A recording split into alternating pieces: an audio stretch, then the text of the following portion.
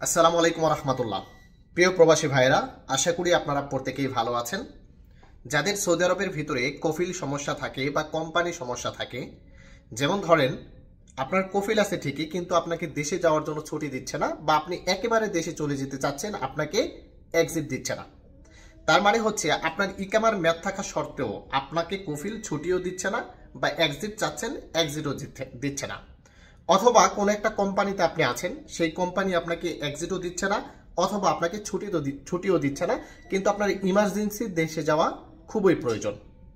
তো এই ধরনের প্রবাসীদের দেশে যাওয়ার একটা মাধ্যম হচ্ছে সফর জেল।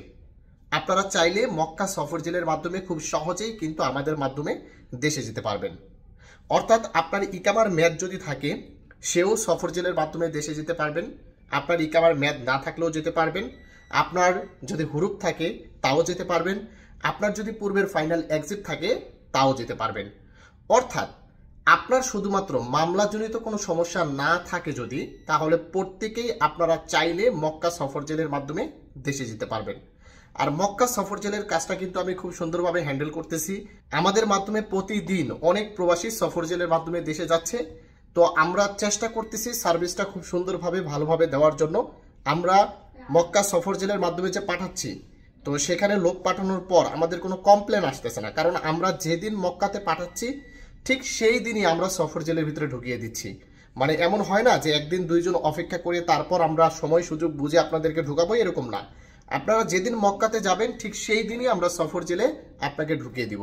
এক্ষেত্রে আপনি সফর জেলে অল্প সময় স্টে করবেন এবং অল্প সময়ের মধ্যেই কিন্তু আপনার ফ্লাইট হয়ে যাবে। তো বিশেষ করে যাদের কফিল সমস্যা আছে, আপনার ইকামার মেয়াদ থাকা সত্ত্বেও আপনার কফিল আপনাকে এক্সিট বা ছুটি দিচ্ছে না, তারা সফর জেলটা বেছে নিতে পারেন।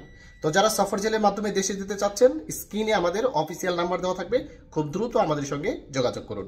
ভালো থাকবেন, সুস্থ থাকবেন, ভিডিওটিকে শেয়ার করে দিবেন। তৌফিক আলীর সঙ্গেই থাকবেন। আসসালামু আলাইকুম।